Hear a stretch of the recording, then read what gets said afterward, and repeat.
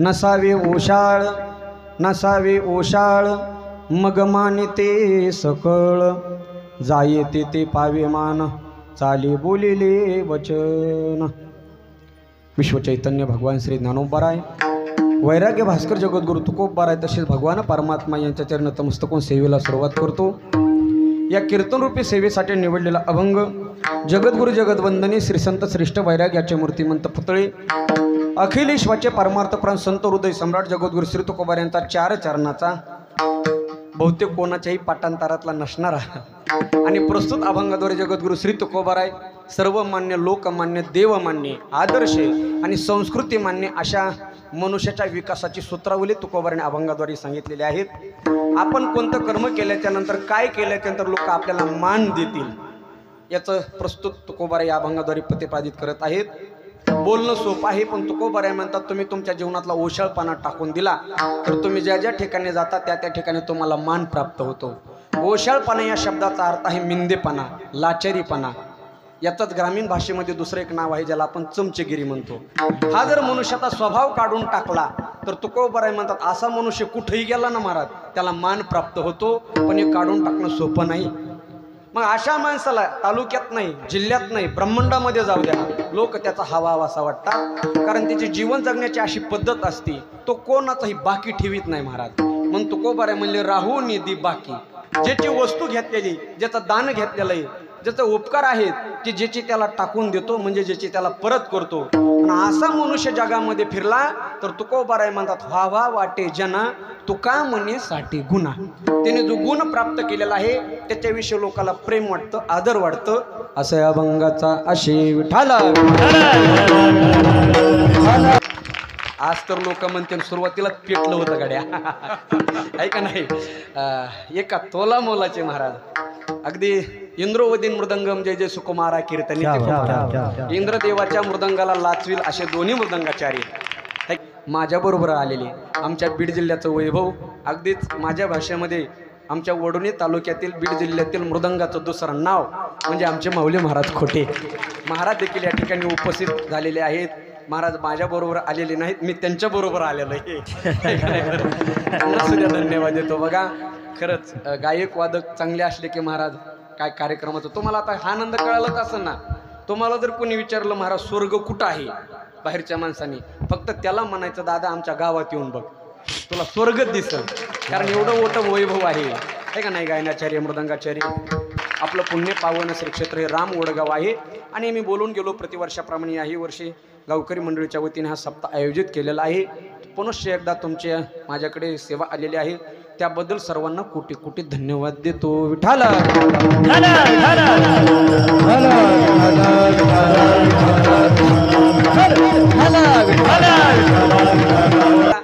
अभंग जगद्गुरु तुकोबारायचा 4 चरणाचा आहे।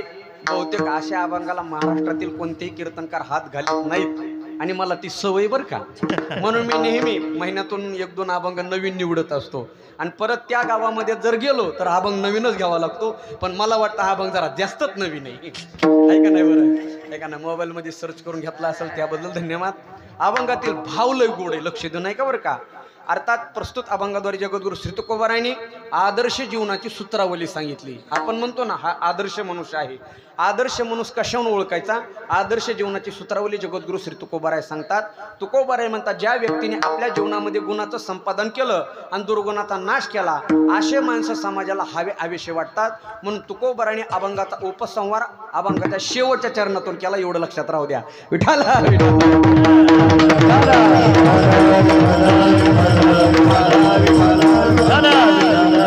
तुकोबाराय म्हणतात ज्याच्याकडे गुण आहे ज्याने आपल्या जीवनातले अवगुण काढून टाकले असा माणूस समाजामध्ये कुठेही गेला तरी तो सर्वांना प्रिय असतो। म्हणून व्हावा वाटे जना तुका म्हणे साठी गुन्हा। ऐका मनुष्य ज्या जन्माला आले तेव्हापासून ते आतापर्यंत आणि तुम्ही आम्ही जन्माला आलो तेव्हापासून ते आतापर्यंत या मृत्यू लोकातील प्रत्येक माणसाची एकच अपेक्षा आहे की माझं नाव मोठं व्हावं। प्रत्येकाला अपेक्षा आहे माझं नाव मोठं व्हावं माझी कीर्ती व्हावी माझं कौतुक करावं एवढंच काय माझ्यावरती कविता लिहिल्या जाव्या माझ्यावरती लेख लिहिले जावे माझी पेपरला बातमी यावी माझ्या नावाचा जय जयकार करावा माझ्या नावाचे पवाडे गावले जावे असं प्रत्येकाला वाटतं का नाही बरं। इथं बसलेली जेवढी मंडळी आहेत प्रत्येकाला वाटलं की आपलं नाव मोठं वाटतं का नाही बरं। मी सांगत नाही का? माऊली म्हणतात अर्जुना लोक पैसा खर्च करून नाव मोठं करतात. आपण जर पाहिलं महाराज कोट्यावधी रुपये खर्च करून लोक स्वतःचं नाव मोठं करतात. म्हणून हल्लीच्या भाषेमध्ये रोडच्या कडेनी झाडं कमी आणि बॅनर जास्त दिसतात. आहेत का ना? जे बॅनर आहेत रोडच्या कडेनी ते कशाचं साधन आहे? स्वतःच्या प्रसिद्धीचं साधन महाराज आहे का नाही? वाढदिवसाचे बॅनर, अमुखेचे बॅनर, तमुखेचे बॅनर, त्याच्या पाठीमागे काहीच उद्देश नाही, आपलं नाव मोठं व्हावं म्हणून. माऊली म्हणतात लोक सायासे करुणी बहुते विचिते आपुले जीविते पडी वाढविते कीर्ती ते धनुर्धरा. माऊली म्हणतात अर्जुना लोक सायाशे करुणी बहुते अत्यंत परिश्रम करतात. परिश्रमाचं शेवटचं टोक का? विचिती आपुले जीविते म्हणजे आपला जीवपणाला लावतात. जीवपणाला नुसती संपत्तीपणाला लावत नाहीत, आपला जीवही द्यायची तयारी ठेवतात. पण कशासाठी? बोला, नाव मोठं व्हावं म्हणून. तुम्हाला एक पुस्तक माहित असेल बघा, Guinness book of world record आहे का नाही? एक पुस्तक आहे, कधी गुगलला सर्च करून बघा. गिनीज बुक नावाचं पुस्तक आहे. त्या पुस्तकामध्ये त्याच व्यक्तीचं नाव घेतलं जातं जो जगप्रसिद्ध झाला किंवा काहीतरी जगा वेगळं करून प्रसिद्ध झाला, त्याचं नाव घेतलं जातं. मग त्या पुस्तकामध्ये आपल्या नावाची नोंद व्हावी म्हणून लोक काय काय करत नाहीत. लोक काय काय करत नाहीत असं म्हणण्यापेक्षा लोक काही करतात बघा. तुम्ही जर गुगलला सर्च केलं त्याच्यामध्ये जे नाव आलेले आहेत ना महाराज, कोणी सापाच्या खोलीमध्ये राहतं, कोणी विंचू खातं, कोणी पाण्याखाली जाऊन बसतं, कोणी पाण्यावर तरंगतं, तर कोणी सगळ्या शरीराला ते गोंधून घेतो, कोणी आपली जीभ कापतं. तुम्ही गुगलला सर्च करा. हे सगळं कशासाठी करतात लोक? आपलं नाव मोठं होण्यासाठी. नुसता पैसाच खर्चात असं काही नाही महाराज. फक्त प्रत्येकाची एक अपेक्षा आहे की मला मोठं म्हणावं. काही काही माणसाला समाज मोठं म्हणत नाही म्हणून काही काही माणसांनी माणसं रोजाने लावली. बोलणं लक्षात यायला माझं? कशासाठी? मला मोठं म्हणा, मला पान फुलवा. काही काही माणसाला समाज मोठं म्हणत नाही महाराज म्हणून 4-5 माणसं बरोबर असतात. हा, हे नी मोठं म्हणायचं, हे नी मोठं म्हणायचं. आपल्याच स्वतःच्या हाताने काही माणसं स्वतःची प्रसिद्धी करतात.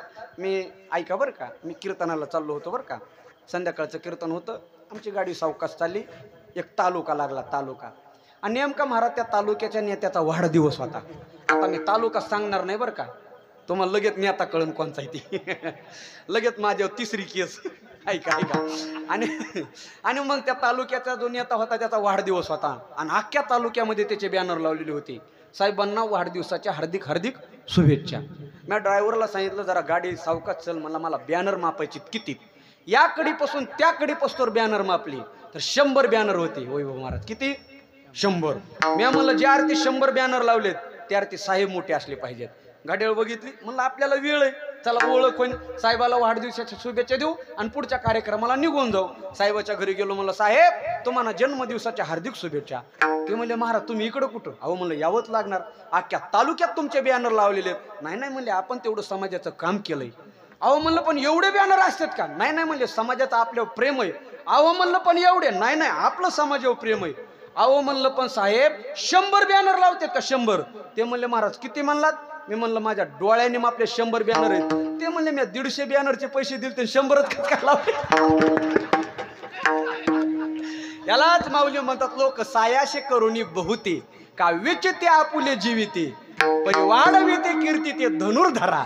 अर्जुना लोक पैसा खर्च करून आपलं नाव मोठं करतात म्हणजे सगळ्याला एकच अपेक्षा आहे की मला मोठं म्हणावं. आता ऐका बरं का, लोकांनी आपला गौरव करण्याच्या अगोदर आपण त्या पात्रतेचे आहोत का याचा आपण विचार केला पाहिजे, है का नाही? समाज आपल्या पाया पडतो, लोकांनी आपल्या पाया पडावं अशी ज्याला अपेक्षा आहे ना महाराज, त्याने अगोदर स्वतःचा विचार केला पाहिजे. आपण आपल्या पाया पडू शकतो का? लोकांचं काय हो, लोक कोणाची स्तुती करतात, कोणाचीही निंदा करतात. लोकांच्या स्तुतीने आणि लोकांच्या मोठेपणाने मनुष्य कधीही मोठा होत नसतो. त्याच्यासाठी त्याच्या अंतःकरणामध्ये चांगले गुण असावे लागत असतात, तेव्हा तो मनुष्य मोठा होत असतो.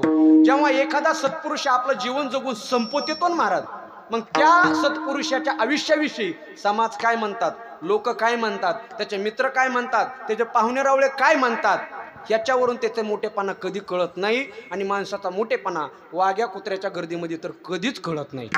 वाघ्या कुत्रे म्हणजे माझा शब्द आहे, त्याला आपल्या मराठवाड्याच्या भाषेमध्ये असा शब्द आहे, तुपासाठी उष्ट खाणारे आणि अर्ध्या चहावर स्तुती करणारे. असे काही काही माणसं पाहिलेत मी महाराज. तो भेटलं की उष्ट खायला तयार होतात आणि अर्धा चहा भेटला की आमचे साहेब. अरे तुझ्यामुळे तिची जमीन इकावं लागली.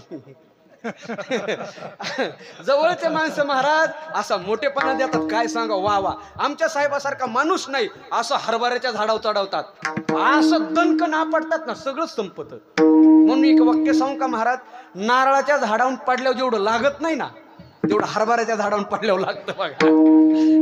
मला एक सांगायचं आहे, लोकांनी मोठेपणा दिलेला माणूस कधी मोठा नसतो. लोक स्तुती करतात, लोक निंदाही करतात, ऐका नाही बरं. आता आम्ही कीर्तनाला प्रत्येक गावामध्ये आम्हाला अनुभव येतो बघा. आम्ही गावोगाव कीर्तनाला जातो, असं आपल्या गावामध्ये आलो असं. पण आम्ही आल्याच्या नंतर लोक आमची स्तुती करतात. ऐका हो, ऐका लक्ष देऊन.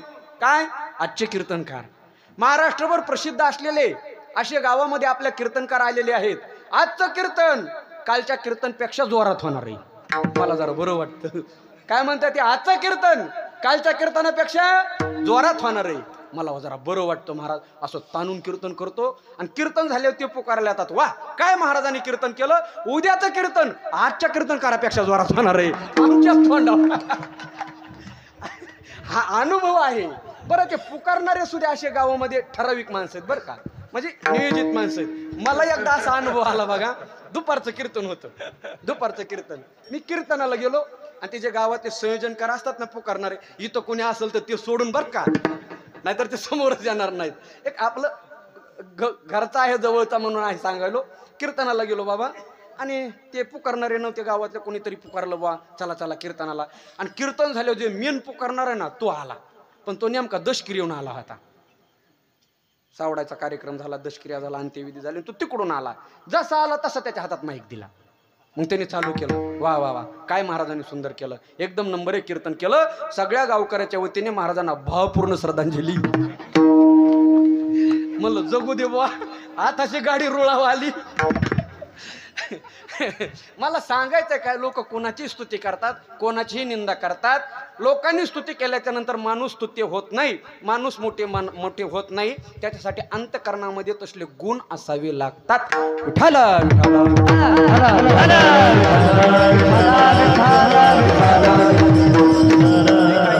ज्या वेळेला आपण एखाद्या आयुष्याच्या टप्प्यावरती जीवन जगतो ना महाराज, 50, 60, 70 वर्ष जेव्हा वय होतं ना, त्या वेळेला लोक काय म्हणतात त्याच्यापेक्षा आपलं मन आपल्याविषयी काय म्हणतं हे महत्वाचं आहे. तुकोबाराय म्हणले, मी परमार्थ क्षेत्रामध्ये परमार्थ करत असताना जेव्हा आयुष्याच्या पैल तराला गेल्याच्या नंतर पाठीमागं पाहिलं ना, तेव्हा मलाच माझ्या जीवनाचं कौतुक वाटलं. वा म्हणले, काय मी जीवन जगलो. म्हणून तुकोबाराय म्हणतात, कौतुक वाटे झालिया वेचाचे का नाम मंगळाचे तिने गुणे, आता निश्चिंतीने पावलो. आता मी निश्चिंत झालो का, आता मला कळलं मी जे जीवन जगलो ते चांगलं जीवन जगलो. ऐका बरं का, आत्मकृपा असा वरदान आहे. आत्मकृपा प्राप्त झाल्याच्या नंतर माणूस आतून संपन्न होतो, बाहेरून संपन्न असून उपयोग नाही. तुम्हाला एक प्रश्न विचारू का, ऐका बरं का. माझी भाषा कळते ना, शब्द कळतात ना, विको वगैरे पाठीमाग आवाज येतोय ना, शब्द वगैरे कळतात ना, म्हणजे तसं काय गडबड नको व्हायला. ऐका ऐका बरं का, माणसाने चांगलं असावं का चांगलं दिसावं, बोला बरोबर. माणसाने चांगलं असावं का चांगलं दिसावं, चांगलं असावं. पण आता उलट झालंय, माणसं दिसण्याकडे जास्त कल आहे बघा. आपण आतून किती सुंदर आहोत हे पाहिजे का नाही बरं. बाहेरून किती मुलामा लावला आणि बाहेरून किती देखावपणा केला, आतमध्ये काय आहे त्यावर माणसाची किंमत ठरत असते. बॉक्स असतो बॉक्स, त्या बॉक्सवर किंमत ठरत नाही, त्या बॉक्सच्या आतमध्ये वस्तू कोणती आहे त्यावरून किंमत ठरत असते. याच्यासाठी जगद्गुरु श्री तुकोबारांनी गात्यामध्ये सलग 3 दृष्टांत दिले. सलग 3 दृष्टांत ऐका. तुकोबाराय म्हणतात, एक नाणं असतं, नाणं मुलाम्याचं नाणं बघा. त्या मुलाम्याच्या नाण्याला किती सोन्याचा मुलामा लावला, खोट्या नाण्याला ते सोन्याचं नाणं होईल का, बोला ना, नाही ना. तुकोबाराय म्हणले, मुलाम्याचे नाणे आणि तुका म्हणे नोहे सोने, त्याला सोनेपाना देता येत नाही. तुकोबाराने दुसरा एक दृष्टांत दिला. तुकोबाराय म्हणतात, गाढव आहे गाढव. ऐका, गाढवाची डेंटिंग पेंटिंग केली, गाढवाचं मेकअप केलं, गाढवाला कपडे घातले, गाढवालाच बरं का, गाढवाला कपडे घातले, असं सजवलं महाराज गाढव. आणि गाढवाला म्हणले, चल बोल. आता ते गाढवच आहे महाराज. हा तुकोबाराय म्हणतात, गाढव शृंगारीले कोडे, काही केल्या नोये घोडे. गाढवाचं घोडं होईन का, म्हणलं नाही. जरी करण्याचा प्रयत्न केला तरी त्याचे भुंक नेणं राही, स्वभाव अशी करील काही, स्वभाव तर जात नाही महाराज. म्हणून बाहेरच्या अंगाला डुप्लिकेटपणा देऊन उपयोग नाही. तिसरा दृष्टांत जगद्गुरु तुकोबारांनी दिला, जरा खरट आहे बरं का. माता माऊलीची क्षमा मागून सांगतो. तुकोबाराय म्हणले एखाद्या व्याभिचार करणाऱ्या स्त्रीनी किती ठसठशीत कुंकू लावलं आणि मंगळसूत्र घातलं म्हणून तिला पतिव्रता माऊली म्हणता येत नाही. अति उत्तम झाले वेश्येचे लावण्य परी ती सुवासीन न म्हणावी. म्हणून माणसाने चांगलं दिसण्यापेक्षा चांगलं असणं पाहिजे बघा. म्हणून आपल्या मराठवाड्यामध्ये ग्रामीण भागामध्ये एक म्हण आहे, कोणची? दिसतं तसं तुम्हाला पुढचं पाठच आहे. म्हणून जग, बरोबर आहे का नाही? म्हणून तर जग फसतं ना. जसं दिसतं तसं असतं का? अजून सोपं करून सांगतो ऐका. फेसबुकवर एका मुलाची मुलीची ओळख झाली. सोशल मीडिया आहे ना. फेसबुकवर एका मुलीची मुलाची ओळख झाली. तिने मुलाला फोन केला, हॅलो काय करतोस? मला मी दाढी करतोय. बरं ती म्हणली कर, मी नंतर फोन करते. तिने अर्ध्या तासाने फोन केला, हॅलो काय करतोस? तो म्हणला मी दाढी करतोय. बरं ती म्हणली कर, मी नंतर फोन करते. तिने 4 तासांनी फोन केला, म्हणले हॅलो काय करतोस? तो म्हणला मी दाढी करतोय. ती म्हणली वेडा आहेस का रे, सारखं सारखं दाढी करतोस? तो म्हणला मी वेडा नाही, न्हावी न्हावी. लक्षात आलं का बोलणं? जरा 5G राहू दे बरं का. मला सांगायचं काय, बाह्य रूपाने दिसणारा मनुष्य तसा असलच सांगता येत नाही. ऐका बरं का, नारळ आहे नारळ. नारळ माहिती ना तुम्हाला? एखादं नारळ बाहेरून किती सुंदर दिसलं तरी आतून नासक निघतात ना महाराज, निघत नाही का हो?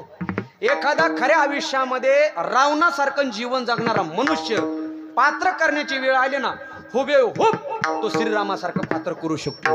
म्हणून त्याला राम म्हणता येत नाही.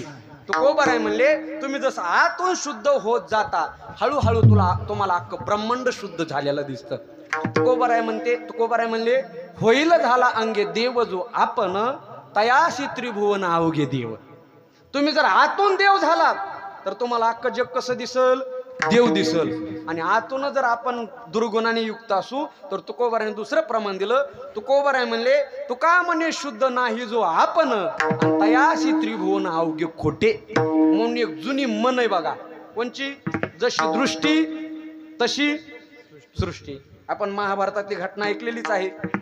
भगवान श्रीकृष्णाने सकाळी सकाळी दुर्योधनाला सांगितलं, म्हणले दुर्योधना जी मला एक सज्जन माणूस जेव घालायचा आहे. एकच? म्हणले हो. जाय बरं पटकन सज्जन माणसाला निमंत्रण देऊन दे. आता 9-10 स्वयंपाक तयार होतोय म्हणले.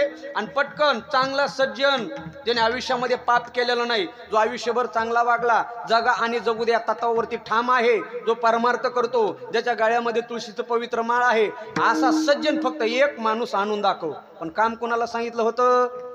दुर्योधनाला. महाराज दुर्योधन सज्जन माणूस हुडकायला निघला बरं का. सकाळी 9ला निघला, संध्याकाळी 9ला आला, पण त्याला सज्जन माणूस सापडला नाही. कृष्ण म्हणला अरे दुर्योधना काय झालं? म्हणला देवा अहो कुणीच सज्जन नाही, इथं सगळे दुर्जनच आहेत. म्हणला ह्याच्याकडे पाहिलं त्याच्या दुर्जन, त्याच्याकडे मला दुर्जन सज्जन माणूसच सापडला नाही. जाऊ दे म्हणले. लगेच अर्जुनाला बोलून घेतलं. म्हणले अर्जुना आता हेच काम तुझ्याकडं, चल पटकन जाय आणि सज्जन माणूस हुडकून आण. दुसऱ्या दिवशी अर्जुनही सकाळी गेला, संध्याकाळी 9ला वापस आला, माणूसच आणला नाही. तुम्ही म्हणता हे नेमकं चुकालं का? हा बरोबर आहे. अर्जुनाला विचारलं अरे अर्जुना तू पण सज्जन माणूस कस काय आणला नाही?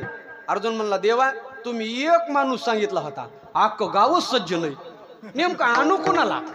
तुम्ही माणूस किती सांगितला होता? एक. आता मला पंचायत पडली मी नेमकं बोलू कोणाला? का? दुर्योधनाचं मन वाईट होतं म्हणून अख्खं जग वाईट दिसत होतं. अर्जुनाचं मन स्वच्छ होतं म्हणून अख्खं जग स्वच्छ दिसत होतं. आतून शुद्ध असलो की समाज शुद्ध दिसतो. मला एवढं सांगायचंय. आता ऐका, माऊलीने या संदर्भामध्ये ज्ञानेश्वरीमध्ये 2 लय गोड दृष्टांत दिलं. माऊली म्हणतात एखाद्या माणसाला कावीळ नावाचा रोग झाला. कावीळ, बरोबर आहे का नाही? कावीळ नावाचा रोग झाला आणि संध्याकाळच्या मस्त चांदण्यामध्ये तो फिरू लागला. काय म्हणला माहिती का? काय पिवळं चांदणं पडले. लोक म्हणले चांदणं पांढरच आहे, तुला कावीळ झालाय. हा बरोबर आहे का नाही? किंवा माऊलीने दुसरा दृष्टांत दिला, नवज्वारे विटाळले मुख आणि ते दुधाते मनू कडू विख. गावरान गायचं दूध वाढलं जेवायला, गावरान गायचं तूप टाकून, आणि जेवताना काय म्हणला माहिती का? छे काय कडू झर दूध आहे. लोक म्हणले दूध गोडच आहे, तुला ताप झाली. बोलणं लक्षात यायलं का? आपण आतून जसं असू आपल्याला तसं बाहेरचं जग दिसतं. म्हणून आपल्याला जेव्हा आत्मकृपा प्राप्त होते ना महाराज, मनुष्य स्वतःच्या विश्वासावरती ठाम असतो, मग तो जो बोलतो तेच खरं आहे. मग त्याला कुठल्याही साक्षीदाराची, कुठल्याही पाठपुराव्याची आणि कुठल्याही डायसची गरज लागत नाही. डायस माहिती का तुम्हाला? नाही ना? त्या इंग्रजी शब्द डायस व्याख्यानासाठी वापरलं जातं बघा, असं पुढं हात ठेवायला. आता लक्षात आलं असं. व्याख्यानाचे कार्यक्रम होतात ना, व्याख्यानाचे नेते मंडळी येतात, त्याच्यावर असं हात ठेवतात. डायस वापरलं जातं ना, त्याच्यावर अशी थाप मारू मारू बोलली जाते. बरोबर आहे ना? ते डायस थापा मारायला असतं. कशासाठी? कारण सगळ्या थापात मारायच्या असतात. बोलणं लक्षात आलं तुमच्या ना, आहे का नाही? बरं, मला एक जण म्हणला, महाराज अहो आम्ही डायस वापरतो, तुम्ही कीर्तनामध्ये डायस का वापरत नाहीत? मी म्हणलं कीर्तनामध्ये खरं बोलायचं असतं म्हणून थापा मारायला डायस नाही, मृदंग असतो. आहे का नाही? बरं, का जो बोलतो तो सत्यच बोलतो महाराज. तुकोबर आहे बोलले, एखाद्या व्यक्तीच्या व्यक्तिमत्वाच्या उत्कृष्ट त्या दिशेने जर घटना पडल्या तर त्याच्या 4 घटना पडतात. लक्ष देऊन ऐका. नंबर 1 सांस्कृतिक विकास, नंबर 2 नैतिक विकास, नंबर 3 भौतिक विकास आणि नंबर 4 आध्यात्मिक विकास. पण पहिले 3 विकासाचं मूल्य शेवटच्या विकासाने ठरतं आणि त्याला म्हणतात आध्यात्मिक विकास. तुमच्याकडे पैसा आहे, तुमच्याकडे नाव आहे, तुमची कीर्ती आहे, तुम्हाला मान्यता आहे, हे सगळं तेव्हा शोभून दिसतं जेव्हा तुमच्या गळ्यामध्ये माळ आहे. बोलणं लक्षात येते का? आम्ही असे काही माणसं पाहिलेत महाराज, असे काही माणसं पाहिले ज्यांचे बाथरूमच सोन्याचे. फिरतो ना महाराष्ट्रभर, असे काही माणसं पाहिलेत ज्यांना त्यांच्या संपत्तीचा हिशोब लागला नाही, पण त्यांना जगामध्ये मान्यता नाही. का? कारण त्यांच्याकडे गुण नाही. आणि गुण प्राप्त करणं एवढं सोपं नाही. अगोदर दुर्गणना घालवावं लागतं, नंतर गुण प्राप्त होतो. ऐका, सोपं सांगतो. आता ह्या गायन मंडळीने खरंच सुंदर चाल गायली बरं का, सुंदर राग गायला. कोणता राग गायला हे मला माहित नाही, पण चांगला गायला. नाही, आपलं खरं बोलावं लागतं. मला एक जणांनी विचारलं, माऊली इंद्रजित महाराज तुम्हाला राग येतो का? मला राग येत नाही, पण राग येतो का विचारल्यावर राग मात्र येतो. ऐका, आता हे गायक मंडळीने राग गायला, हा एवढे गुण प्राप्त केला, सहजासहजी झाला का? गायन हा गुण प्राप्त करण्यासाठी, स्वर हा गुण प्राप्त करण्यासाठी अगोदर बेस्वर नावाचा दोष घालवावा लागतो, तेव्हा स्वर नावाचा गुण प्राप्त होतो. आणि याच्यासाठी 1-2 दिवस नाही, 10-10 वर्ष जातात. आता दोन्ही माझ्या गुरुबंधूंनी मृदंग वादकाने मृदंग वाजवला. आता ह्यांना ताल हा गुण प्राप्त झाला म्हणून वाजवला. बोलणं लक्षात येईल ना? पण ताल हा गुण प्राप्त करण्यासाठी अगोदर ह्यांना बेताल घालवावा लागला. बेताल हा दोष गेल्याच्या नंतर ताल हा गुण प्राप्त झाला. एवढं सोपं आहे का हो गुण प्राप्त होणं? आयुष्य गेले काहीचे. मी वैकुंठवासी सुभाषजी महाराज देशमुख यांच्याकडे मृदंग शिकायला होतो. मौले महाराज मृदंग शिकवायला शिकायला 3 वर्ष होतो गुरुजीकडे. 3 वर्षे. 3 वर्षामध्ये ह्या पट्ट्याचे 3 बोल झाले. शेवटी गुरुजी म्हणले, इंद्रजित तुला सांगता सांगता मीच विसरायलोय. सोपं नाही ना महाराज. बेताल घालवणं, बेस्वर घालवणं एवढं सोपं नाही. त्यासाठी सायास लागत असतो, प्रयत्न लागत असतात. आणि दुर्गुण घालून गुण संपादन केले की त्याची किंमत वाढत असते. बघा, एक दृष्टांत. बासरीचा इंटरव्ह्यू घेतला गोपिकांनी. लक्षात नाही का बरं का? बासरीचा इंटरव्ह्यू घेतला गोपिकांनी आणि गोपिकाच्या अंतकरणामध्ये बासरीविषयी मत्सर निर्माण झाला. गोपिका म्हणू लागल्या, का ग बासरी तू असं नेमकं काय केलं जेणेकरून भगवान श्रीकृष्ण तुला जवळ करतात? अगं आम्ही संसार सोडला, प्रपंच सोडला, घरादाराचा त्याग केला, पण कुठंतरी भगवान श्रीकृष्णाची नुसती झलक पाहायला भेटते, तीही काही क्षणापुरती. पण तू असं काय केलं ग? तू त्याच्या कमरेला असतील, त्याच्या हातावरती असतील, त्याच्या ओठावरती असतील, तू नेमकं काय केलं? बासरीने आपल्या जीवनातल्या 5 परीक्षा सांगितल्या. ऐका, बासरीने सांगितलं, मी माझ्या जीवनातला पहिला दुर्गुण काढून टाकला, वाकडेपणा. बासरीचं लाकूड वाकडं असतं का सरळ? वा, सरळ असतं. मी पहिला जो दुर्जन गुण आहे ना तो काढून टाकला, वाकडेपणा, आणि मी गुण प्राप्त केला, मी सरळ झाले, म्हणून भगवान श्रीकृष्ण मला जवळ करतात. बासरीने आपली दुसरी परीक्षा सांगितली. म्हणू लागले, गोपिकांनो मी माझ्या देहावरती उदास झाले. बासरीला वरून छिद्र पाडलेले असतात बघा, छिद्र. ऐका नाही, मी माझ्या देहावरती उदास झाले म्हणून मला भगवान श्रीकृष्ण जवळ करतात. बासरीने तिसरी परीक्षा सांगितली. गोपिकांनो मी माझ्या हृदयातली गाठ काढून टाकली. गाठ असलेल्या लाकडाची बासरी होत नाही, गाठ काढावी लागते, किंवा फक्त मधल्याच कांड्याची बासरी होते. बरोबर आहे का नाही? मी माझ्या जीवनातली गाठ काढून टाकली, तेव्हा मला भगवान श्रीकृष्ण जवळ करतात. किती झाल्या? 3. बासरीने आपल्या जीवनातली 4थी परीक्षा सांगितली. 4थी परीक्षा बासरी म्हणू लागली, गोपिकांनो मी आतून मोकळी झाली. बासरीचं लाकूड आतून कसं नाही? भरलेलं का मोकळे मोकळं मी आतून मोकळी झाले म्हणून मला श्रीकृष्ण जवळ करतात. आणि चौथी परीक्षा बासरी सांगू लागली पाचवी परीक्षा बासरी सांगू लागली गोपिकांनो माझ्या बरोबर कुणी कसाही बोलला ना मी सगळ्याशी प्रेमाने बोलते. बासरी मध्ये रागाने फुका नाहीतर प्रेमाने फुका बाहेर येणारा आवाज मधुरच येणार. मला वाजवणारा बेसूर असला तरी मी स्वरातच आवाज देते आणि मला वाजवणारा स्वरवारा असला तरी मी स्वरातच आवाज देते. हे 5 गुण बासरीने प्राप्त केले तेव्हा भगवान श्रीकृष्ण तिला जवळ करतात. तुकोबाराय म्हणतात जेव्हा तुमच्याकडे गुण येतात समाजच काय देव सुद्धा तुम्हाला जवळ करतो. अभंगाचं शेवटचं चरण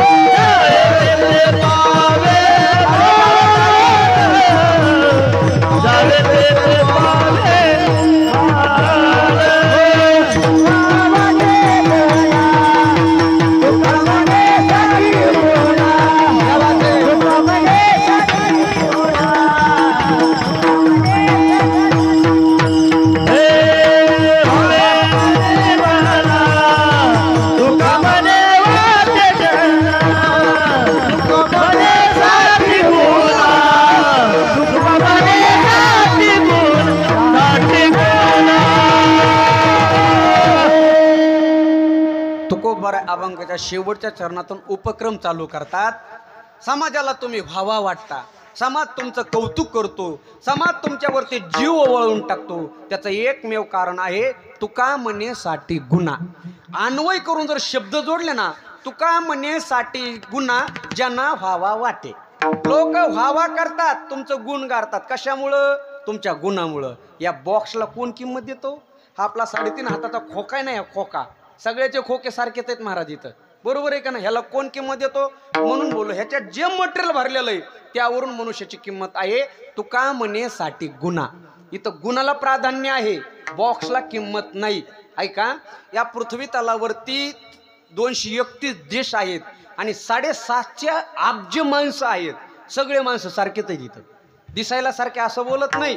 अंगा खांद्याने सगळे सारखेच आहेत बरोबर आहे का नाही. सगळ्यात लोकांना 2 डोळे सगळ्यात लोकांना 2 हात आहेत सगळ्यात लोकांना 2 पाय आहेत सगळ्यात लोकांना 2 तोंड आहेत. जागे आहेत बरं का आहे का नाही. सगळ्यालाच एक तोंड आहे का नाही. सगळे डोळ्यांनी पाहतात तोंडाने खातात कानाने ऐकतात. असं का भारतातले माणसं तोंडाने खातात आणि अमेरिकेतले माणसं कानाने खातात? नाही ना. खाण्याची प्रक्रिया सगळ्याची सारखी बोलण्याची प्रक्रिया म्हणजे सगळे माणसं कशी तिथं सारखेच आहेत पण सगळ्याची किंमत सारखी का? बोला आहे का नाही. याच्यासाठी तुकोबाराने गाथ्यामध्ये उदाहरण दिलं. आता तुम्ही सगळे शेतकरी मी सुद्धा शेतकरी. आता पटापटा बोलायचा. विळा कशाचा आहे? लोखंडाचा. विळा कशाचा आहे? लोखंडाचा. आऊत कशाचा आहे? लोखंडाचा. आऊताची पास कशाची? लोखंडाची. तलवार कशाची? लोखंडाची. बंदूक कशाची? लोक हे सगळं लोखंडच आहे महाराज, पण सगळ्याची किंमत सारखी का नाही ना. तुकोबराय म्हणतात फिरंगी वाखर लोखंडाचे विळे परी ते निराळे गुणामूल. हे सगळंच लोखंड आहे महाराज, पण सगळ्याची किंमत एक नाही. किंवा पायरी प्रतिमा एकची पाषाण परी ते महिमान वेगळेची. मंदिरातील मूर्ती दगडाची, मंदिरासमोरची पायरी सुद्या, पण दोघांची किंमत एक आहे का नाही ना. तुकोबराय म्हणले पाषाण देव पाषाण पायरी पूजा एकावरी पाय देती. एका दगडाची पूजा केली जाते आणि एका दगडावरती पाय दिला जातो. हा फरक कशामुळं? तुका म्हणे गुन्हा, गुणाचा फरक हा. व्हावा वाटे जना तुका म्हणे साठे गुन्हा. म्हणून ज्ञानेश्वरीच्या पहिल्या अध्यायामध्ये जेव्हा अर्जुन युद्ध टाकून देतो ना, अर्जुन म्हणतो देवा न कांक्ष विजयम कृष्ण न राज्यम सुखानिच किन्नो राज्य न गोविंद किं भोग जीविते नवा. मला युद्धच करायचं नाही. त्यावेळेला अर्जुन गुणाचंच महत्व सांगतात. भगवान श्रीकृष्ण गुणाचंच महत्व सांगतात. अर्जुना असं युद्ध टाकून लोक तुला नावं ठेवतील, तुझी अपकीर्ती होईल, आणि अपकीर्ती झाली तर तू जगशील कसं? कारण व्यवहारामध्ये गुणाला किंमत आहे. म्हणून माऊली म्हणतात शहाण्याने तवच जीवावे जववरी अपकीर्ती न संभवे.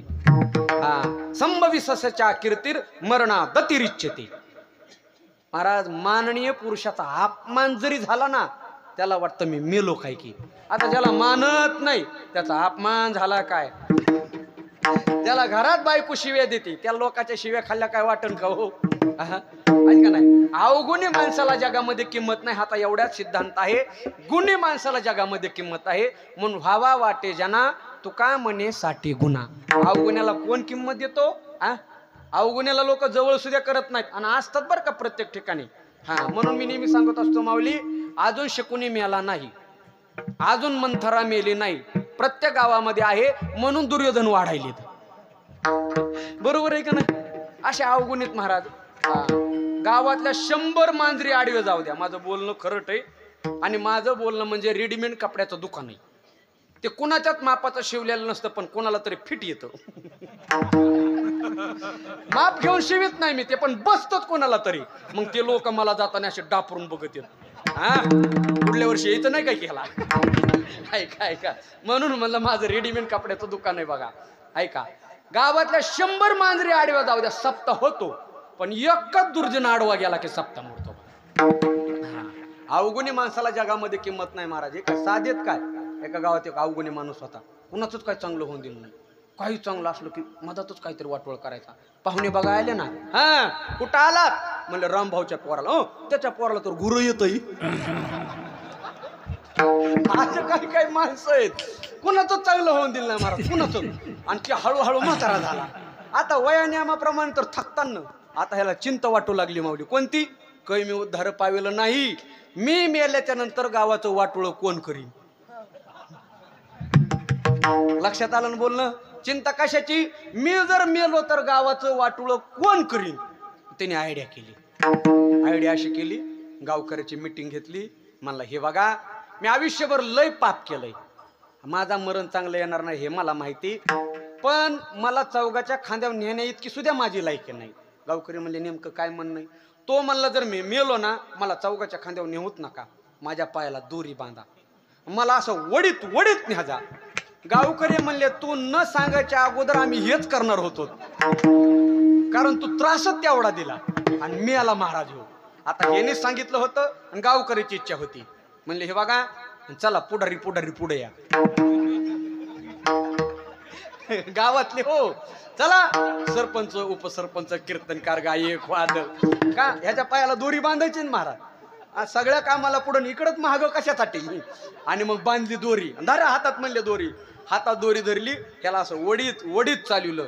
पण ह्याचं नशीब एवढं चांगलं होतं, ज्या रस्त्याने वडीत चालवलं होतं तो रस्ता पोलीस स्टेशन समोरून जात होता. पोलिसांनी अशी विचित्र अंत्ययात्रा पाहिली ना, अख्खं गावच अटक केलं. मिळाला पण गाव अटक करून मिळाला. असे काय काय दुर्जन माणसं आहेत बघा, आहे का नाही बरं? असे काय कर दुर्जन माणसं आहेत. म्हणून तुकोबाराय म्हणले अशा अवगुणी माणसाच्या संगतीला लागलो तर आपली नेमकी फजिती होऊ शकते. विठाला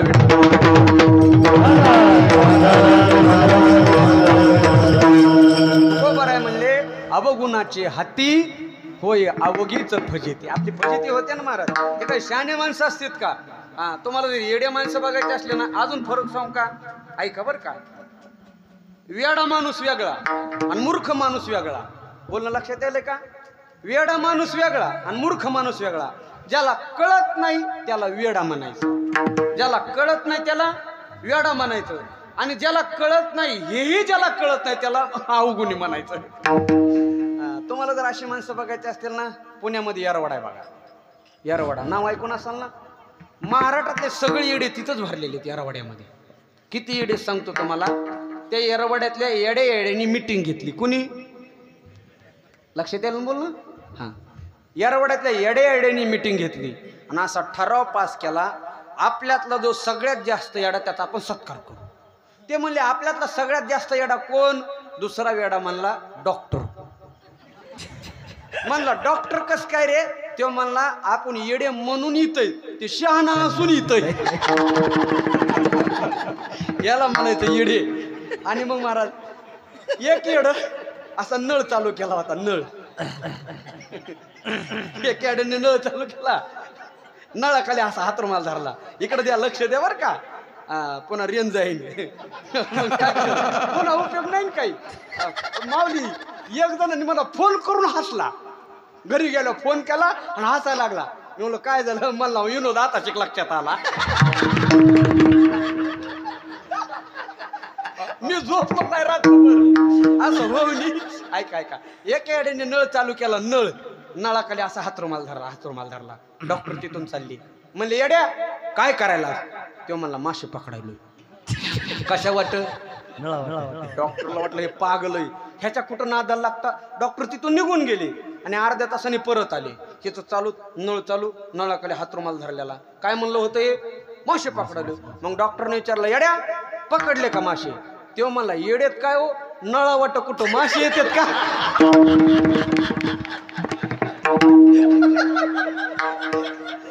याला अवगुणी म्हणायचं बघा.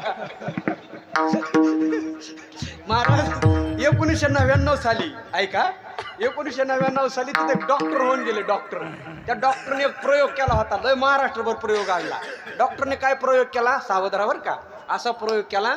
सगळे येडे एका हॉलमध्ये कोंडले. सगळे येडे होते ना येरवड्यातले, एका हॉलमध्ये कोंडले. डॉक्टरने येड्याचे कपडे घातले आणि महाराज त्या हॉलमध्ये डीजे लावला. डीजे बस. त्या हॉलमध्ये डीजे लावला आणि डॉक्टर येड्याला काय म्हटले माहिती का? हा, काय नाचायची ती नाचा. कोणाला? येड्याला. कशावरती? डीजे वरती. शहाणी माणसं डीजे पुढं कसं नाचतात ह्याच्यावर अंदाजा लावा येडे कसे नाचत असतील. शहाण्या माणसं वेड्यासारखं नाचतात, मग वेडे का शहाण्यासारखं नाचत असतील का? असे नाचायला लागले ना महाराज येडे डीजे वरती. आता डॉक्टरने येड्याचं सोंग घेतलं होतं, ते बी नाचायला लागले. माऊली एक येड नाचत नव्हतं, ते असं गपचिप उभा होतो, गपचिप. डॉक्टरने विचारलं का रे हे सगळे नाचायले, तू काय नाचत नाही? ठेव म्हणला मी नवर देव आहे.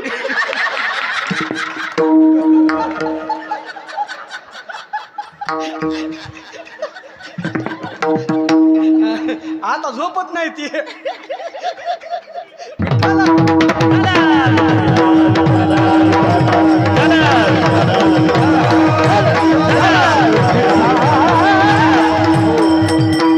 माझ्या बोलण्याचा एवढा सिद्धांत आहे की अवगुणी माणसाला जगामध्ये किंमत नाही.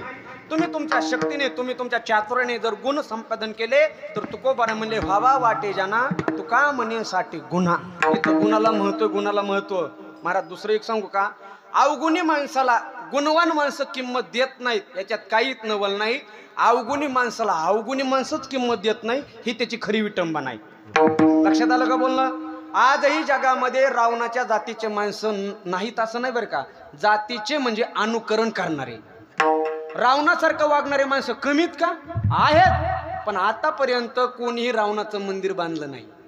पूजा करायची वेळ आली की ते रामाचीच पूजा करतात, वागतात रावणासारखं, पण रावणाला किंमत देतात का? म्हणजे अवगुणी माणसंच अवगुणी माणसाला किंमत देत नाही. प्यालेला माणूसच प्यालेला माणसाला म्हणतो एवढी कुठं पिची असते का? आहे का नाही? बरं म्हणतात का नाही लोक? बघा तुम्हाला माहित असेल काही अपवाद जर सोडले ना महाराज, अजून कोणत्याही दारू पिणाऱ्या माणसाने आपली मुलगी दारू पिणाऱ्याला दिली नाही. अपवाद जर काही सोडले ना, अपवाद ती सुद्धा दिली असेल तरी पिऊनच दिली असेल. बरोबर आहे का ना? शुद्धीत कुणी दारुड्याला मुलगी देत नाही, हा त्याचा सगळ्यात मोठा अपमान आहे. मला वाटतं कधी कधी आपल्यासारखी सज्जन माणसं एकत्रित जमतात का नाही? सज्जन माणसं एकत्रित जमतात आणि सज्जनाचा सत्कार करतात. हे बघा, आम्ही सगळे एकत्रित जमलो आणि आमच्यापेक्षा हा श्रेष्ठ सज्जन आहे म्हणून त्याचा सत्कार.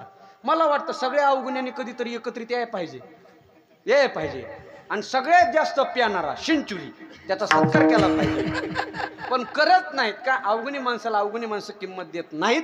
म्हणजे जगामध्ये किंमत कशाला आहे? फक्त गुणवानाला आहे. मग महाराज, गुण आणि अवगुण ओळखायचे कसे? ऐका बरं का. हा, ओळखायचे कसे ऐका.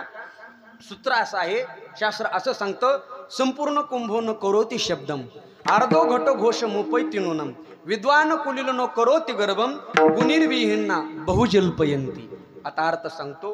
हंडा भरलेला हिसळतो का अर्धा हिसळतो? अर्धा हिसळतो. भरलेला हंडा जर डोक्यावर घेतला तर किती दूरवर जाता येतं? माता मावल्यावर तुम्हाला माहिती जाता येतं का नाही? आणि तोच हंडा जर अर्धा केला तर जाता येतं का? हंडा स्वतःही नीट राहत नाही आणि आपल्यालाही चालू देत नाही. कोण? हंडा. याला म्हणायचं अवगुणी. ज्याच्याकडं, म्हणून इंग्रजीमध्ये एक शुद्ध मन आहे, कोणती? हाफ नॉलेज इज डेंजर आणि फुल नॉलेज इज ब्युटिफुल. अर्धवट ज्ञानी जगामध्येच हाहाकार गाजतात. जगामध्ये गुणाला किंमत आहे. आपल्या शेतामध्ये एक झाड आहे बघा, सगळ्याच्या शेतामध्ये एक झाड असतं, हिवराचं. आहे का नाही? आपण सगळे शेतकरी हिवराचं झाड पाहिलं ना तुम्ही? मला सांगा बरं, हिवराचं झाड आहे आपल्या शेतामध्ये, त्याला कुणी विकत घेतलं का?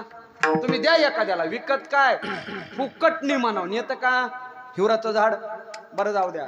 हिवराच्या झाडाच्या लाकडाचा कारण स्वयंपाक केला का? नाही. हिवराचं झाड कुणी माळवादाला वापरलं का? नाही. एवढंच काय, त्या झाडाच्या सावलीला सुद्धा कोणी बसत नाही का? अवगुणी झाड आहे महाराज. असं म्हणतात, मंथरा सावलीला बसली म्हणून वाईट विचार सुटले आणि कैकची बुद्धी भडकवली आणि रामायण घडलं. हिवराचं झाड आहे महाराज, खतरनाक आहे. शेतामध्ये लोक ठेवतही नाहीत का? गुण नाही. आता दुसरं एक झाड आहे आपल्या शेतामध्ये, चंदनाचं. शेतातलंच आहे ना. लोक किती त्याच्यावरती प्रेम करतात. तोळ्यावरती विकलं जातात, तोळ्यावरती. बरोबर आहे का नाही? चंदनाचं. त्या चंदनाव काही पिक्चर निघले आणि करोड रुपयाची प्रॉपर्टी जमवली. झुके का नाही साला? लक्षात आलं ना तुमच्या? चंदनावरती पिक्चर काढले महाराज का? त्याच्यामध्ये गुण आहे आणि हिवरामध्ये अवगुण आहे. अजून पुढे जाऊन सांगतो, कावळ्याने कोणाचं काही नेलं नाही आणि कोकळीने कोणाला काही आणून दिलं नाही. पण आपल्याला तिरस्कार कोणाचा येतो? कावळ्याचा. काय ओरडायला लागला म्हणतो का? बोलणं चांगलं नाही. आणि कोकळीने तुम्हाला काहीच आणून दिलं नाही पण आवाज मंजूळ वाटतो का नाही? काव्वा किसका धन हरे कोयल किसको देत मिठी वाणी बोल के जन आपणा करली. गोड बोला ना म्हणून आमचे माऊली म्हणले, तैसे साच आणि मवाळ मिथिले आणि रसाळ शब्द जैसे कल्लोळ अमृताचे. माणसाने थोडंच बोलावं पण चांगलं बोलावं. महाराज, शब्द हे शस्त्र असतात.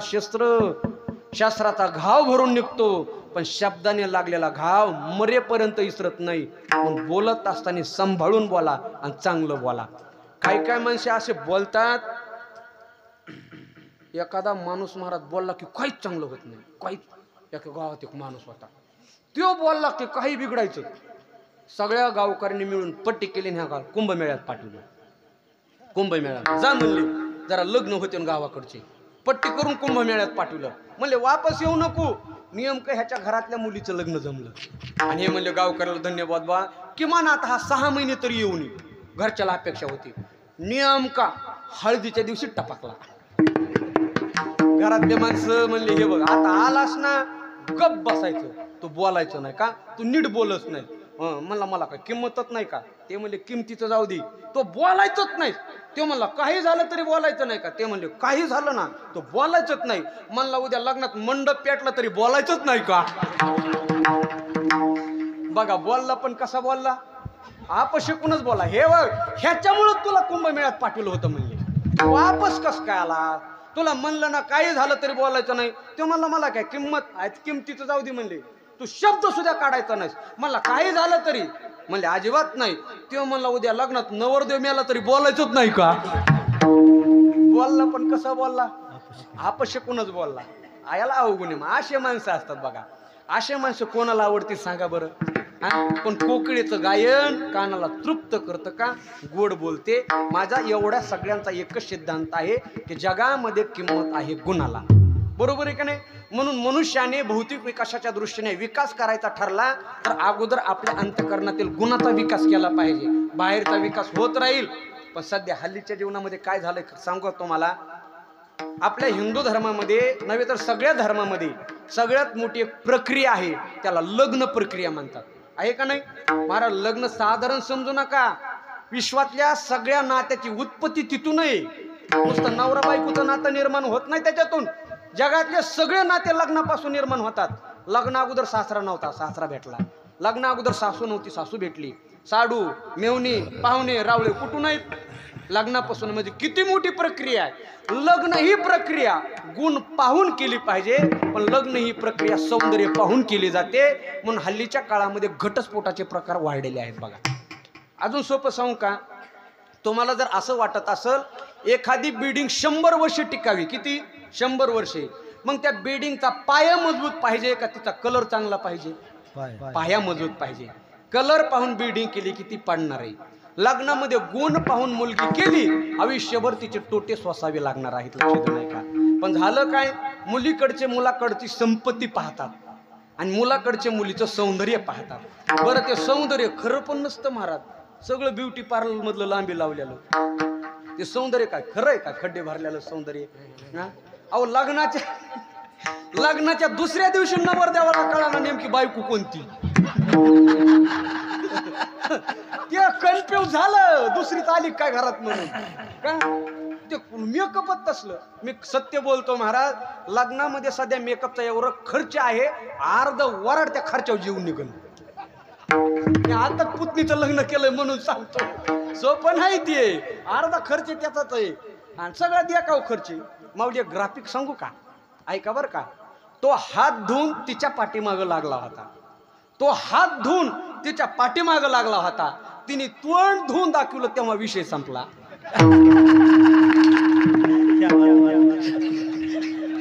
समझने वाले को इशारा काफी है. विठ्ठला विठ्ठला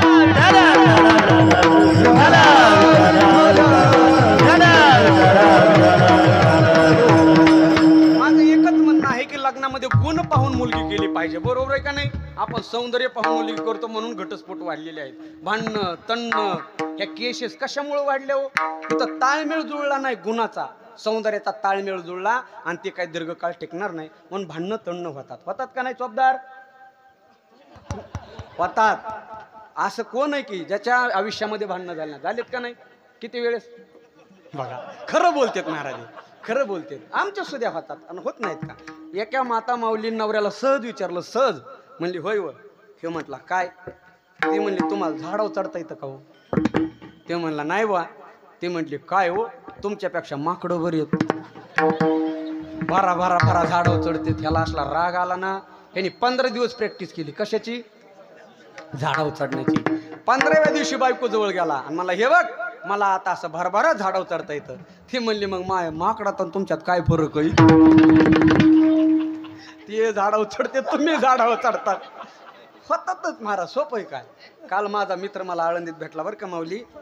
म्हणला इंद्रजित मला दवाखान्यात तरी घेऊन चल. मी म्हणलं काय झालंय?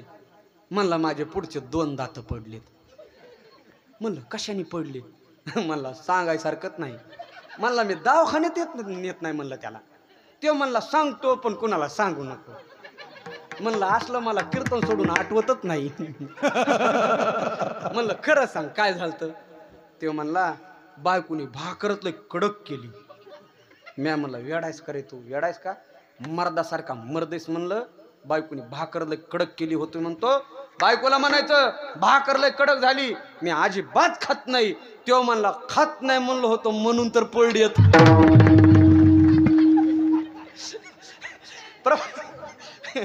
प्रपंच तुम्हाला नाही अनुभव अजून पोरा हो. लय अवघड आहे. अहो आता तुम्ही घरचेत म्हणून सांगू का? कुणाला सांगू नका बरं का. खरंच तुम्ही सांगताना नाही तर माऊल्या. एक दिवस माझी बायको मला म्हणली वैभव महाराज काय काम आहे म्हणले तुम्हाला ह्या गावान त्या गावाला त्या गावान त्या गावाला. मी म्हणलं काय माझ्या मागं किती काम आहे. मी म्हणलं काय काम आहे. ते म्हणले सकाळ उठायचं स्नान करायचं मुलाला उठवायचं स्नान घालायचं त्या दोन्ही लेकराचे डबे करायचे डबे भरायचे दप्तर भरायचं ते पाठीवर टाकायचं 2 लेकरं 2 हातात धरायचे आणि शाळेत घेऊन जायचं. मी म्हणलं खरंच किती काम आहे. मला एक दिवस कीर्तन नव्हतं. मी म्हणलं तू झोप मी स्वयंपाक करतो. तू झोप म्हणलं. मी सकाळ सकाळ उठलो. आम्हाला आळंदीतली सवय महाराज 12 वर्ष हाताने बनवून खाल्लंय. आणि मी उठलो स्वयंपाक चालू केला. तिनेच ती बघतच होती. स्वयंपाक चालू केला मुलं उठविले त्यांना स्नान घातलं. बायकोनीच ती बघतच होती. डबे भरले दप्तर भरलं दप्तर पाठीवर टाकलं. बायकोनीच ती बघतच होती. 2 लेकरं 2 हातात धरले आणि शाळेत घेऊन चाललो. तेवढ्यात बायको म्हणली कुठं चाललात. म्हणलं शाळेत नेऊन सोडतो. ती म्हणले गप्प बसा आज रविवार आहे.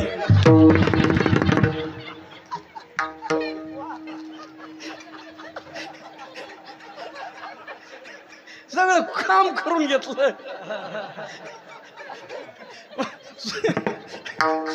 सूत्र जुळले पाहिजेत महाराज. सूत्र प्रपंचामध्ये गुणागुणाचे सूत्र जुळले की प्रपंच दीर्घ. हा बरोबर आहे का नाही. गुणागुणाचे सूत्र जुळले की प्रपंच दीर्घकाळ टिकतो. ऐका आपण आपली मान्यता वेगवेगळ्या संपादनाने प्राप्त करण्याचा प्रयत्न करतो पण ती मान्यता ती वस्तू आहे तोपर्यंत टिकते. ऐका लोक संपत्तीने मान्यता प्राप्त करण्याचा प्रयत्न करतात पण मान्यता पैसा आहे तोपर्यंत टिकते. पैसा संपला मान्यता संपली. एक वाक्य सांगू का महाराज लक्ष देऊन ऐका बरं का. ज्या सूर्याचे लोक हिवाळ्यामध्ये अपेक्षा करतात त्या सूर्याचा लोक उन्हाळ्यामध्ये तिरस्कार करतात. आपली गरज तेव्हाच आहे जेव्हा आपली लोकांना गरज असते. गरजेपोटी दादा भाऊ शेठ मामा काका बोलणारे माणसं गरज संपली की बागुलबा देखील म्हणतात. आपली किंमत गरजेपुरती किंमत असते. पैसा संपला मान्यता संपली. काही लोक सत्तेनं मान्यता प्राप्त करण्याचा प्रयत्न करतात. सत्ता आली की मान भेटतो पण किती वर्षासाठी.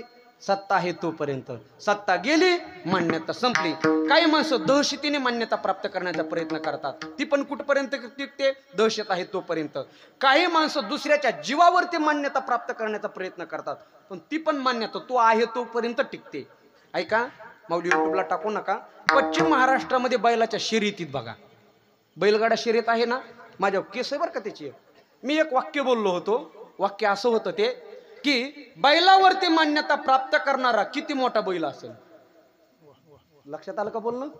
बैलावरती स्वतःचा मोठेपणा व्यक्त करणारा हा किती मोठा बैल असेल. बैल महाराज तो पळतो आणि सत्कार कोणाचा मालकाचा. ही मान्यता टिकत नसते.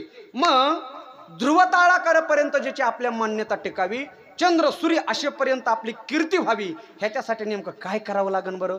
तुकोबाराय म्हणले तुमच्या जीवनातला ओशाळपण नावाचा दुर्गुण काढून टाका तुम्हाला लोक आपोआप मान्यता देतात. अभंगाचं पहिलं चरण.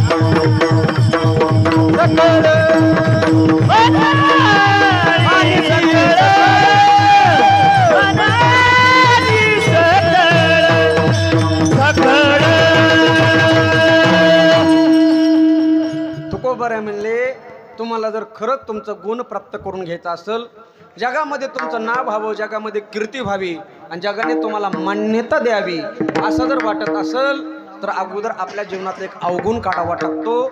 म्हणून तुकोबा म्हणले नसावी ओशाळ. ओशाळ या शब्दाचा अर्थ आहे मिंदेपणा, चमचेगिरी, लाचारी. हे सगळं काढून टाकलं की मग मानिती सकळ, तोपर्यंत मान देत नाही. ओशाळ या शब्दाचा अर्थ आहे मिंदेपणा, दबल्याला, कोणाच्या तरी उपकारापोटी, कोणाच्या तरी कर्जापोटी केलेले उपकार सगळे ह्याच्या पोटी जो दबलेला असतो ना महाराज, त्याला जग मान्यता देत नाही. जग मान्यता देत नाही ह्याच्यात काही नवलत नाही. माऊली म्हणले त्याला त्याच्या शरीराचे अवयवही साथ देत नाहीत महाराज.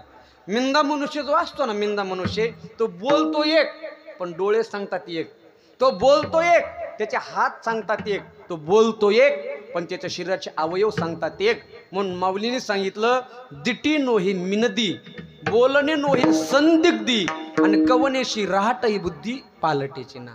तो बोलतो एक आणि वागतो एक. बोलतो तसं वागत नाही, बोलणं वेगळं असतं वागणं वेगळं असतं. कोणाचं? मिंदेपणाचं. एका माणसाने 1 तास व्याख्यान केलं देव नाही या विषयावरती. किती तास? 1 तास. असे दृष्टांत सिद्धांत, जगामध्ये देवच नाही असं 1 तास पटापटा पटापटा पटापटा बोलला. आणि व्याख्यान झाल्यावर माझी भेट झाली. मी म्हणलं काय बुद्धी तुमची, अहो तुम्ही 1 तास देव नाही याच्यावरती व्याख्यान केलं, एवढं तुम्हाला सुचलं कस काय? ते म्हणला देवाची कृपा. याला याला याला संदिग्ध बोलणं म्हणायचं. बोलतो तसा वागत नाही महाराज, आहे का नाही? मग तुकोबा म्हणजे नसावे ओशाळ. ओशाळ असा दुर्गुण आहे. ओशाळपणा, मिंदेपणा वागत असू द्या कुत्र करतं महाराज, आणि आपला स्वाभिमाना घाण ठेवत असतो. स्वाभिमान विकलेली माणसं जगामध्ये कोणापुढेही नतमस्तक होतात, त्यांना कोणी किंमत देत नाही. म्हणून तुम्हाला जर जगातला सगळ्यात मोठा गुण कोणता जर वाटत असेल त्याला स्वाभिमान म्हणतात. कुठल्याही पैशापोटी न झुकणं आणि कुठल्याही लालचीपोटी न वाकणं, म्हणून नसावे ओशाळ. कोट्यावधी रुपयाची प्रॉपर्टी दिली तरी स्वाभिमानाला ठेस पोहोचू नये, याला म्हणतात ओशाळपणा नसणे. ऐका, साताऱ्यामध्ये शाळा चालू केली होती कर्मवीर भाऊराव पाटलांनी साताऱ्यामध्ये, आणि त्या शाळेला नाव दिलं होतं छत्रपती शिवाजीराजे उच्च माध्यमिक विद्यालय. रयत शिक्षण संस्थेचे जनक कर्मवीर भाऊराव पाटील. शाळेला नाव दिलं होतं छत्रपती शिवाजीराजे उच्च माध्यमिक विद्यालय. अजूनही ती शाळा साताऱ्यामध्ये. आणि त्यावेळेला दुष्काळ पडला. मग दुष्काळ पडल्याच्या नंतर महाराज परिस्थिती गंभीर झाली. विद्यार्थी अनाथ मुलं आहेत, शिक्षकांची पगार आहे, अडचण निर्माण झाली. म्हणून त्यांनी एक मुष्टिका योजना राबवली. मुष्टिका योजना म्हणजे जुन्या माता मावल्या जात्यावरती दळण दळायच्या बघा. दळण 1 शेर दळण दळलं की 1 मूठ धान्य बाजूला काढायचं, ते 1 मूठ धान्य गोळा करायचं, ते विकायचं, आणि त्याच्यावरती जे पैसे येतील ना त्या पैशावरती शिक्षकाची पगार. अशी शाळा चालू केली. त्याच साताऱ्यामध्ये एका शेडजीच्या कानावरती बातमी गेली की कर्मवीर भाऊराव पाटलांना पैशाची गरज आहे शाळेसाठी.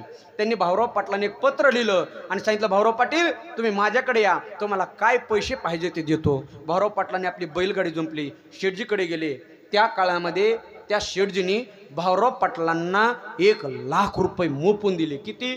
त्या काळामध्ये, ज्या काळामध्ये 1 लाखाची किंमत आज 100 कोटी असेल, 1 लाख मोपून दिले. नाही का? नुसते लाखच दिलं नाही, कोरा चेक घेतला, खाली सही केली आणि सांगितलं भाऊराव पाटील जाताना बँकेतून काय पैसे काढायचे ते घेऊन जा, फक्त माझं एक छोटंसं काम करा. भाऊराव पाटील म्हणले गोरगरिबांचं शिक्षण व्हावं, अनाथ मुलांचं शिक्षण व्हावं, याच्यासाठी मी काही करायला तयार आहे. काय काम आहे? शेठजी म्हणले काम अवघड नाही, काम सोपंच आहे. म्हणले कोणतं? तुम्ही जे शाळेला नाव दिलेलं आहे छत्रपती शिवाजीराजे उच्च माध्यमिक विद्यालय, तेवढं नाव काढा आणि तिथं माझ्या बापाचं नाव लावा. भाऊराव पाटील होते महाराज. भाऊराव पाटलाने 1 लाख रुपये शेठजीच्या तोंडावर फेकून मारले, चेकही फेकून मारला आणि स्वाभिमानाने बाणेदारपणे उत्तर दिले, शेठजी त्याला पाटील म्हणतात. पाटील हा पाटील एक वेळेला जन्मदात्या बापाचं नाव बदलेल पण छत्रपतीचं नाव बदलणार. याला स्वाभिमान म्हणतात महाराज. याला ओशाळपणा चालत नाही, स्वाभिमानाने जगणं म्हणतात. आणि जो मिंदा झालेला असतो ना, दबल्याला, तो बोलू शकत नाही. त्याच्या समोर वाईट कृत्य घडतात पण त्याला बोलता येत नाही. ऐका बरं का, ज्या वेळेला महाभारत युद्ध चालू होतं, भीष्माचार्य शरीरपिंजरी पडली आणि भीष्माचार्य उपदेश करत आहेत युधिष्ठिराला, धर्मराजाला. धर्मराजा बरोबर द्रौपदी गेली ऐकायला आणि द्रौपदीने एक प्रश्न विचारला युधिष्ठिराला, भीष्माचार्याला. बोलू लागली, दादाजी आता लय छान उपदेश करतात तुम्ही. जेव्हा माझं वस्त्रहरण होत होतं तेव्हा कुठं गेलं तुमचं सामर्थ्य? आता तुम्ही उपदेश करू लागले, भीष्मगीता सांगू लागले, भर सभेमध्ये माझं वस्त्रहरण झालं होतं तेव्हा कुठं गेलता तुमचा पराक्रम?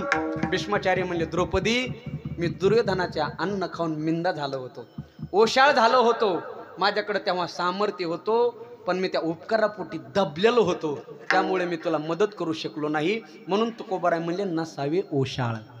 ओशाळपणा नसू नये महाराज, स्वाभिमान असावा आपल्या देशाविषयी, स्वराज्याविषयी. आणि जो स्वाभिमान असतात ना तो मरण पत्करतो पण झुकत नाही, वाकत नाही.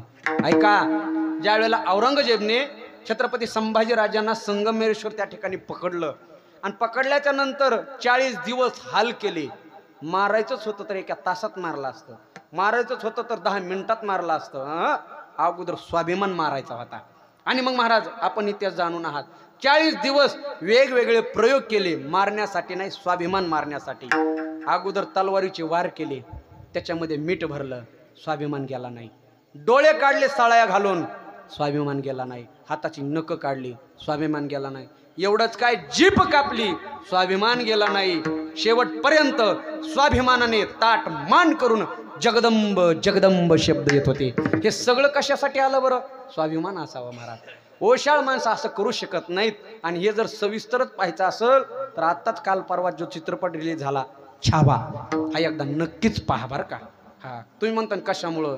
सैराट पाहून आपली पोरं कुटाने करायला लागली, पुष्पा पाहून चोऱ्या करायला लागली.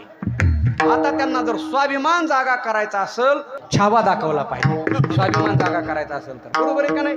स्वाभिमानाचं जीवन काहीतरी वेगळंच असतं महाराज. म्हणून तुकोबाराय म्हणजे नसावे ओशाळ. मग असा मनुष्य कुठेही जाऊ द्या, कुठेही जाऊ द्या, तो जिथं जाईल तिथं त्याला मान प्राप्त.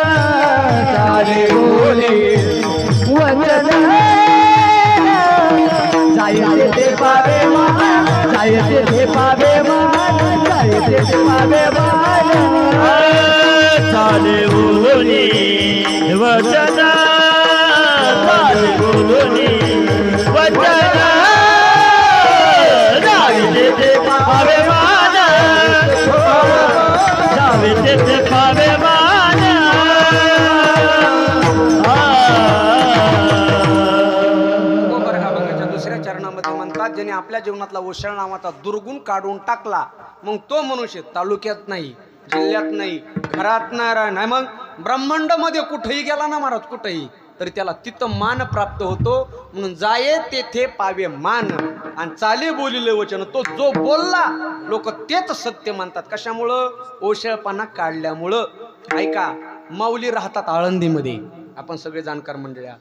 माऊली राहतात आळंदीमध्ये, पण पुण्यात पालखी गेल्यावर किती मान आहे? जाये तेथे पावे मान. माऊली राहतात आळंदीमध्ये, तीच पालखी सासवडला आली, काय मान हो? का? स्वाभिमानी जीवन आहे महाराज. हे तर नाहीत. स्वाभिमानी माणसाच्या संगतीला जो लागतो त्याला सुद्धा मान प्राप्त होतो. आपण जेवढा उदो उदो संभाजीराजाचा करतो तेवढाच उदो उदो कवी कलशाचा करतो. कशामुळं? स्वाभिमानाच्या संगतीचा परिणाम आहे हा. तुम्हाला आमचा अनुभव सांगतो. आम्ही सगळे आळंदीकर मंडळीत बघा, ऐका, आमचा लोक स्तुती करतात, आमचा उदो उदो करतात, आमचा सत्कार करतात. आम्ही जर गावामध्ये गेलो ना महाराज, 5-5 हजाराचे फटाके फोडणारे काही गावं मी माझ्या डोळ्याने पाहिलेत. कधी कधी मला माझीच किवी येते, आपला तो अधिकार नाही. लोक करोडो रुपये आमच्यावरती खर्च करतात, कशासाठी? आम्ही फक्त ज्ञानोबा तुकोबाराय बरोबर घेऊन चालतो महाराज, दुसरं काही नाही आमच्या बरोबर. माऊली तुकोबाराय आम्ही बरोबर घेऊन चालतो, म्हणून आम्हाला मान आहे. कशामुळं? जावे ते पावे मान, का चाले बोलिले वचन. मग महाराज असा जो मनुष्य आहे तो असा मनुष्य व्यवहारामध्ये नेमका जीवन कसा जगतो ती तुकोबाराने अभंगाच्या 3ऱ्या चरणात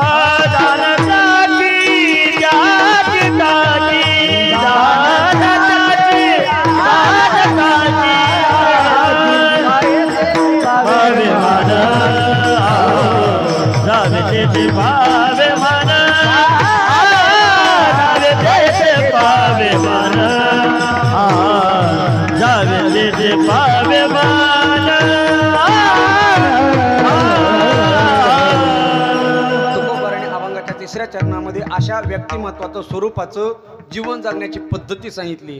तो मनुष्य व्यवहारामध्ये कसा जीवन जगतो? राहू निधी बाकी, तो कोणाची बाकी ठेवत नाही महाराज. दान ज्याशे त्याशे टाके, ज्याचं घेतलेलं ना त्याचं त्याला परत करतो. कारण कर्जाचा फार मोठा डोंगर मनुष्याच्या जीवनामध्ये असतो बघा.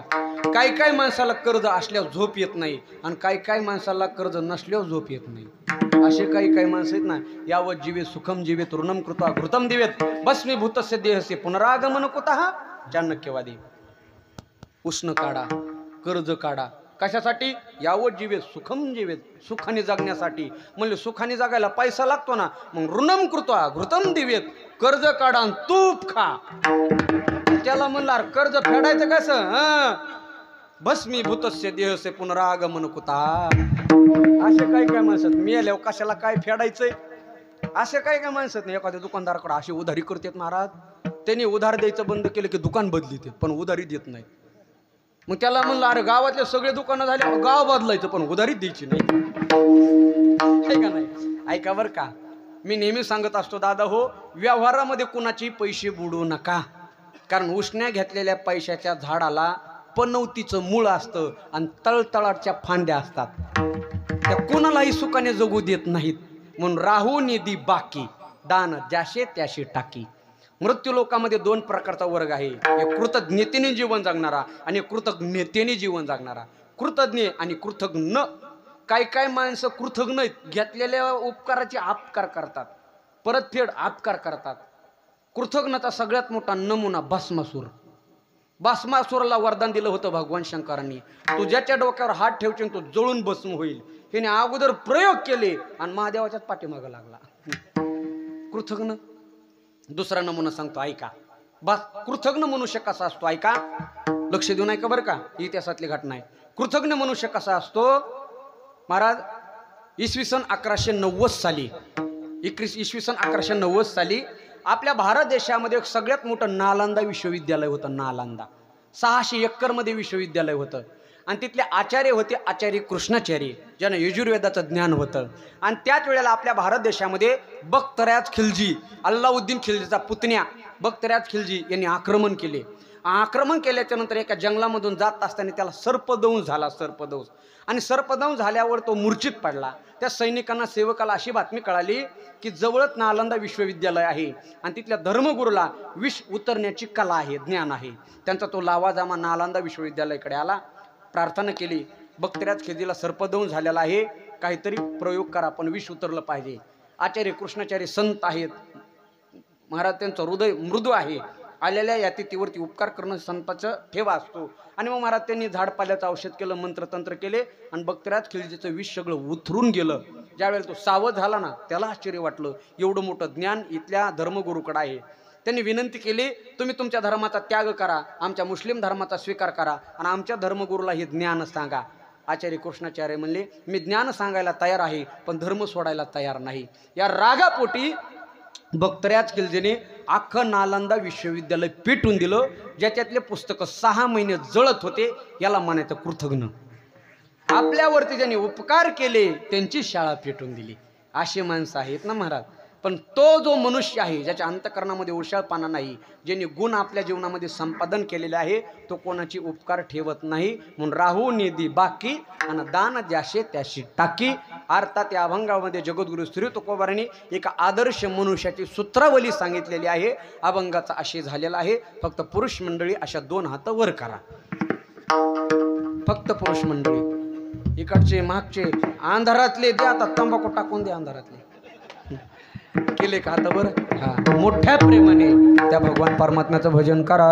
विठोबा रखुमाई